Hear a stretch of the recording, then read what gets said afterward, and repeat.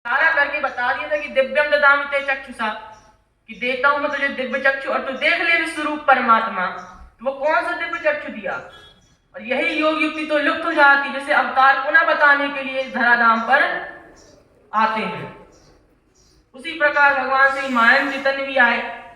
अब वो द्वापर युग था। द्वापर युग में भगवान श्री कृष्ण ने शब्दों में जो ज्ञान बताया उस युग के हिसाब से पर्याप्त था, लेकिन कलयुग में और ज्यादा ज्ञान की आवश्यकता थी। नवम बुद्ध अवतार नारायण भगवान श्री मान चैतन्य हम जैसे साधारण श्रद्धालु जन भी समझ सके तो शब्दों के साथ साथ प्रत्यक्षीकरण में दिखा दिया। प्रत्यक्षम किम प्रमाणम, प्रत्यक्ष में प्रमाण की आवश्यकता नहीं होती है। यदि हमको कोई चीज दिखा दी जाए फिर उस पर हम सवाल उठाना गलत होता है, हम उस पर सवाल उठा नहीं सकते। तो बता दिया कि सर्वायुग नामक पुस्तिका यही इसी धराधाम पर जहां हम बैठे अमरकंटक, उनकी तपोभूमि है। वहां कपिल गुफा में 95 दिन तक घोर तप करके दिव्य चक्षु नामक योग युक्ति का आविष्कार किया था। उनको तो ये योग युक्ति विशुद्धानंद जी से मिल गई थी, लेकिन तीव्र अधिकारी मुमुक्षु के लिए उतना ही पर्याप्त था। लेकिन हम जैसे साधारण जिज्ञासु अधिकारी भी समझ सके इसलिए उन्होंने इसका आगे वर्णन किया। अब विश्वरूप परमात्मा के प्रयोग में देखना तो हम विश्वरूप परमात्मा की प्रयोगशाला में बैठे तो योग के लिए प्रयोग और प्रयोग के लिए पदार्थ रख लिया, क्योंकि यदि हमने इसमें देख लिया तो सब में देख लिया। इसमें हमने परमात्मा का दर्शन कर लिया तो हमको सब में दर्शन हो जाएगा। तो ये प्रयोग के लिए एक छोटा सा पदार्थ यहाँ पर मैंने रख लिया। अब क्या कहा, इस विश्वरूप परमात्मा स्वयंभू है, तो स्वयंभू जानने के लिए हमारे पास स्वयंभू साधन है। क्या है? आंख, त्वचा, कान, जिह्वा, नासिका, 5 ज्ञानेंद्रियां, 6वां साधन मन, 7वां साधन बुद्धि। अब हम दर्शन करके देखते हैं विश्वरूप परमात्मा का यथार्थ दर्शन। ये अपनी आंखों से देखो, हमने खुद की आंखों से देखा एक पदार्थ, और यहां से लेके जहां तक भी देखो सर्वत्र विश्वकारी स्वरूप परमात्मा दिखेगा। ऐसे देख लिया, इसे हाथ लगा देखो, छूकर देखा, सब में देखा, स्पर्श आया, अपने से जहां कहीं भी छूकर देखेंगे सर्वत्र स्पर्श स्पर्श भाव आएगा। इस प्रकार से जाना। अब क्यों आएगा कि यत् यत् पिंडे तत् तत् ब्रह्मांडे, जो इस पिंड में है वो ब्रह्मांड में है। विश्वरूप परमात्मा को जो वायु तत्व है वही यहाँ क्रिया शक्ति के रूप में सूक्ष्म क्रियाशील त्वचा के यहाँ व्याप्त है, जिसका गुण स्पर्श है। तीसरी क्रियाशील ज्ञानेंद्रिय हमारे पास कान है, इसमें शब्द है स्थायी, बजा के कान से सुनो तो हमने सुन लिया। ऐसे जाना विश्वरूप परमात्मा को। फिर 5वीं क्रियाशील ज्ञानेंद्रिय हमारे पास नासिका है, नाक से सूंघ के देखो, हमने इसकी सुगंध ली, सुगंध दुर्गंध किसी प्रकार की, लेकिन आई क्यों आई? ये विश्वरूप ब्रह्मांड का जो पृथ्वी तत्व था वो यहाँ सूक्ष्म क्रिया शक्ति के रूप में हमारी नासिका में द्राण शक्ति के रूप में व्याप्त है, तो हमको गंध आई। इसी प्रकार से हमने यहाँ पर 5 ज्ञानेंद्रियों के दर्शन किए। आंख से देखा, त्वचा से स्पर्श किया, कान सुना, जीभ से स्वाद लिया और नाक से सूंघ के देखा, 5 ज्ञानेंद्रियां। अब यहां तक इनका भगवान श्री मां ने सूक्ष्म भेद लखा दिया। अब 6वां साधन मन है। मन से 3 गुण जाने जाते हैं, सत्वगुण, रजोगुण और तमोगुण। और ये गुण इतने सूक्ष्म है कि इंद्रियां, जो हमारे पास इंद्रियां हैं, उनके बस की बात नहीं है। इन गुणों को समझने का काम एक त्रिगुणात्मक मन ही कर सकता है। तो हमने देखा कि जो 3 गुण है उनमें का पहला गुण है सत्वगुण।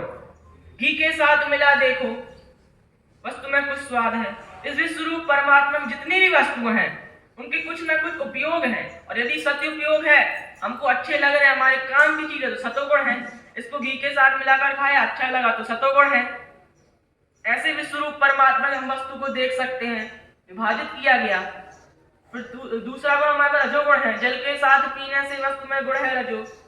अब हमने इसको जिसी को जल में मिला दिया, जल में मिलाने से क्या हुआ कि शरबत के रूप में होगा यही वस्तु, बस हमने इसके साथ संग करने के लिए चीजें बदली। इसको शरबत के रूप में पिया, पीने में अच्छा लगा और पी लिया, जुकाम खांसी गले में खराश हो गया। 2 भाव दिखे, पहले अच्छा बाद में खराब। तो जब ऐसे 2 भाव दिखते हैं उसको रजोगुण कहते हैं। फिर तीसरा गुण हमारे पास तमोगुण है। तमोगुण में हमने वस्तु को निरी चबा लिया, निरी चबाने से दांत भी टूट गए, मसूड़े भी छिल गए, पेट में गया तो दाद उत्पन्न होने लगी। क्योंकि इनका गुण क्या होता है शक्कर का, गर्मी बढ़ाना, तमोगुण हो गया। और इस पूरे विश्व में ऐसी वस्तु धरती में, सुरों में, स्वर्ग में नहीं है जहां पर ये 3 गुण ना हो। हर जगह हमको ये 3 गुण मिलेंगे। अब मानव देह में यही 3 गुण घर्षण संग क्रिया द्वारा हमारे यहाँ कफ बनता है, वात बनता है और पित्त बनता है, और आखिर में जाके उसी की उत्क्रांति मन, बुद्धि और अहंकार के रूप में होती है मानव अंतःकरण में। अब यहाँ पर हमने क्षर का दर्शन किया यहाँ तक। तत्पश्चात अब 7वां स्तर हमारे पास बुद्धि है। अब यहाँ पर देखो, देखा जैसे शब्द उपयोग नहीं होंगे। हमने कहा आंखों से देखो, इसलिए हाथ लगा देखो। अब यहाँ पर जानने की बात आई है, इसके लिए सद्गुरु बुद्धि चाहिए, सद्गुरु बुद्धि का प्रकाश चाहिए। वो बुद्धि योग देता हूं जिससे तू मुझ में मिल जाएगा। तो हमने देखा कि हम इस वस्तु को कितना भी तोड़ दें, फोड़ दें, मरोड़, इसके रूप स्वरूप इसका क्षरण कर दें, क्षर से इसका कितना भी रूप भाव कर दे, पानी में मिला दे, तोड़ दे, इसको हवा में उड़ा दे, लेकिन इसके अंदर का जो हैपन है वो कभी नष्ट नहीं होगा, क्योंकि वो अविनाशी तत्व है, वो नष्ट नहीं हो सकता। है का कभी नाश नहीं होता। जो उसके अंदर एक रस ठोस वैकुंठ कुटस्थ भरा है। इसकी मिठास, मिठास का अर्थ यहाँ मीठापन से बस नहीं है, उसकी चाहत, प्रियत्व। ऐसे एक नीम है, करेला है, वो कड़वे होते हैं लेकिन उनके अंदर खाने का प्रियत्व होता है, स्वास्थ्य के लिए अच्छे होते हैं। ये प्रियत्व की यहाँ बात हुई है, जो उसके अंदर असली बात प्रिय रूप से व्याप्त है। यहाँ अक्षर का दर्शन किया। अब यहाँ हमारी बात एक बनाती है कि क्षर और अक्षर तो अलग हो गया। नहीं, इस विश्व रूप परमात्मा को जानने के लिए सिर्फ हमने यहाँ 3 श्रेणियों में कल्पना की है। जब जान लेने के बाद ही स्वयं विश्व रूप परमात्मा है। क्षर अक्षर का लय कहाँ होता है? पुरुषोत्तम में।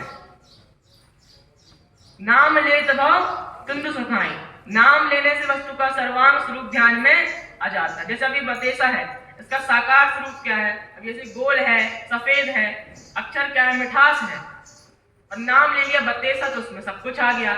इसलिए नाम की महिमा हमको बताई गई है। इस प्रकार से हमने विश्व रूप परमात्मा को जान लिया, और इसी प्रकार से जाना जाता है। और यही एकमात्र विधि युक्ति जिससे कि हम अपने निज मूल स्वरूप इस विश्व रूप परमात्मा का यथार्थ दर्शन कर सकते हैं। सरल से सरल युक्ति हमको यहाँ भगवान श्री मान जी द्वारा प्रदान कर दी गई है। पार्वती जी ने जब शिव जी से पूछा था, पुनि प्रभु कौन तत्व बखानी, जय विज्ञान मगन मुनि ज्ञानी, भक्ति ज्ञान विज्ञान बरागा, पुनि सर्वर्णव सहज विभागा। हे प्रभु, ये विस्तार से बताइए ऐसी वो कौन सी विद्या है जिसको पाकर ऋषि मुनि मगन मुक्त हो जाते हैं। तो क्या कहा था? उमज रामचरण रथ विगत काम मद क्रोध, निज प्रभु में देखे जगत कासन करें विरोध। पूछा कि वो कौन सी विद्या जिसको पाकर विज्ञानी जन इतने खुश रहते हैं, उनका दुख समाप्त हो जाता है। मलि मोचनम पुंसाम जल स्नानम दिने दिने साकृत गीताम मधि स्नानम संसार मल नाशनम। ज्ञान रूपी जल और ये विश्व रूप परमात्मा को जान लेने के बाद ये जन्म मृत्यु रूपी भय दूर हो जाता है। भगवान श्री शिव जी ने क्या कहा था कि जिनकी राम जी के चरणों प्रीति है, ये राम नाम विश्व रूप परमात्मा का। हमने विश्व रूप परमात्मा को एक बार जान लिया, हम किससे सवाल करेंगे, किसके साथ बुरा व्यवहार करेंगे? जो लोग काम क्रोध मोह लोभ भय इनसे विरक्त हो जाते हैं, उनको विश्वकारी स्वरूप परमात्मा दिखने लगता है। सप्तम सम्मोहि में जग देखा, मोत्य अधिक संत करे लेखा। 7वीं भक्ति पर आने पे मनुष्य को विश्वकारी स्वरूप परमात्मा दिखने लगता है। तत्पश्चात हमने यहाँ तक जान लिया कि अपने से दिखने वाला विश्वकारी स्वरूप परमात्मा है, ये मेरा ही स्वरूप है, मेरे से भिन्न नहीं है। अब हमारी क्या जवाबदारी है? भक्ति। वही सो अनन्य जाके सिमति न टरे हनुमंत, मैं सेवक सचराचर रूप साई भगवंत। सबके साथ छल रह व्यवहार करना ही भक्ति है। 7वीं भक्ति पे तो विश्वकारी स्वरूप परमात्मा दिखने लगता है, लेकिन 9वीं भक्ति में क्या कहा? नवम सरल सत्संग छलहीना, मम भरोसे ये हरस न दीना। 9वीं भक्ति सबसे सरल है, सबके साथ छल रह व्यवहार करना है, और दूसरों के दोषों को न देकर अपने आप में सुधार करना है, और दिखने वाला विश्वकारी स्वरूप परमात्मा इसकी सेवा करना है। इतना कहकर मैं अपनी वाणी को विराम देता हूँ। सद्गुरु भगवान की जय, विश्व परमात्मा की जय। मातृका नरवती मेरठ में आया है, प्रेरणा लेना है। अभी हम सबने सम्माननीय श्री सुमित पटेल जी को जबलपुर से सुन रहे थे। बाल्यावस्था से ही इसका अभ्यास पैतृक संपत्ति के रूप में से प्राप्त हुआ है, भगवान मायानंद चैतन्य जी का ये विद्या। और इससे हमें प्रेरित होना चाहिए कि हम भी अपने बच्चों को इसी प्रकार से जो भगवान मायानंद चैतन्य जी का जो सर्वांग योग युक्ति दिव्य चक्षु योग हमें जो प्राप्त हुआ है, उन्हें अपने बच्चों को, छोटे छोटे बच्चों को कम से कम सर्वांग योग पढ़ाएं, कुछ पद्य गवाएं, ऐसा कुछ अभ्यास कराएं, तत्वों के नाम बताएं, इंद्रियों के नाम पूछें, कर्मेंद्रियों के नाम पूछें। इस प्रकार से हम उसको खेल खेल में, छोटे बच्चों को हम खेल खेल में उन नक्शा के जो वर्णन है उसे भी हम बता सकते हैं। पांच प्राण के नाम बताओ, 5 ज्ञानेंद्रियों के नाम बताओ, 5 विषयों के नाम बताओ। इस प्रकार से छोटे छोटे टुकड़ों में हम अपने बच्चों को समझा सकते हैं। भगवान मायानंद चैतन्य जी का जो ये विद्या है बहुत ही सरल है, सुगम है। कब? जब हमारे अंदर सात्विक श्रद्धा है तब, और अन्यथा इससे कठिन और संसार में कुछ ही नहीं है। मैं बहुत बहुत धन्यवाद देता हूँ सुमित जी को। आपने CBSE कोर्स में हाँ बधाई देते हैं उनको। हमारे सुमित जी CBSE कोर्स में 9th में जो मेरिट लिस्ट में उनका नाम चयनित किया गया है, बहुत बहुत हम उसको बधाई देते हैं और इस प्रकार से आगे उसका उन्नति हो। आगे आपने एक और बात बताऊं, 20 मिनट समय दिया गया था, 15 मिनट में अपना लगभग समय पूरा अपना उपदेश किया है, इसके लिए अब धन्यवाद देता हूँ। आगे अब हम सुनेंगे सम्मान्य श्री तुलसीराम जी साहू बछेरा मुंगेली से, छत्तीसगढ़ से हैं। सम्मानित श्री तुलसीराम जी साहू से मैं निवेदन करता हूँ आप आएँ, आप सदगुरु स्थान ग्रहण करें। आप अपना स्वानुभव हम सबों के बीच में रखेंगे। सम्मानित श्री तुलसीराम जी साहू बछेरा मुंगेली छत्तीसगढ़ से।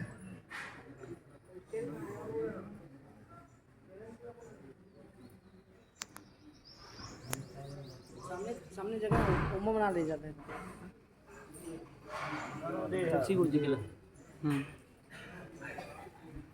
बना पे